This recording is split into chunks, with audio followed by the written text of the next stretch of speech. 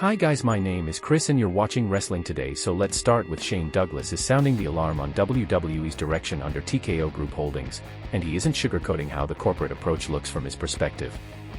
Responding to a fan's concern on his podcast, the ECW legend said, "I would like to get your opinion on WWE under TKO. My view is that like all third parties, they will look at the short term and cut costs, and maximize revenue, ridiculous ticket prices, spamming of adverts everywhere at the detriment of the product and the long-term success. They will milk it for all they can at a later date, once the soul has been ripped out." Douglas didn't push back on that take.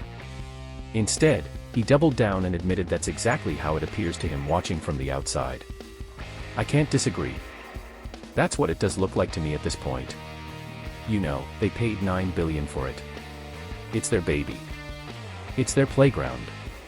They get to run that playground how they want." While he acknowledged that any company spending over $9 billion is going to want its money back, Douglas questioned the pace and philosophy behind the strategy.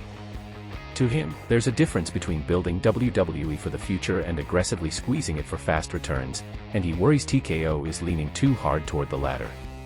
The concern isn't just about ticket prices or ad placement, it's about whether WWE's identity can survive if the business side keeps overpowering the creative foundation that made fans care in the first place. Douglas may not be watching every episode weekly, but his criticism taps into a growing feeling among some fans that WWE's corporate evolution under TKO could come at a cost if the balance tips too far toward profit over passion.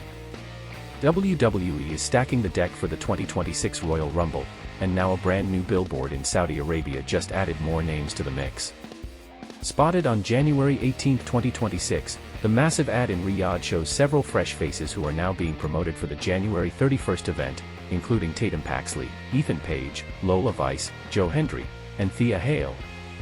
All five are currently part of WWE's NXT system, and their inclusion hints at serious cross-brand involvement in this year's Rumble. But one name on that billboard stands out for a different reason: Oba Femi. It's clear WWE is gearing up for a big main roster moment for the ruler. This comes on the heels of a January 2nd report from WrestleVotes Radio, which confirmed that major stars like Brock Lesnar, Randy Orton, LA Knight, Chad Gable, Dominic Mysterio, Jacob Fatu, and Tiffany Stratton were either internally scheduled or heavily discussed for the show.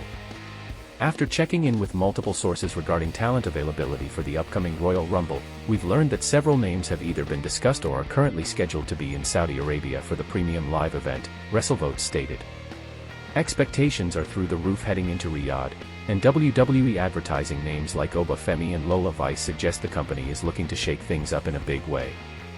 WWE hasn't officially confirmed the full lineup yet, but with this new billboard dropping, the road to WrestleMania just got a lot more interesting.